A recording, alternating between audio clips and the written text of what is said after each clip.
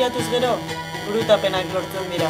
Pentsakerak, pentsamoldeetan, sukaldeko labean, berreun gradutan berotuz gero, adimenak hartzeko duen arriskua, altua da.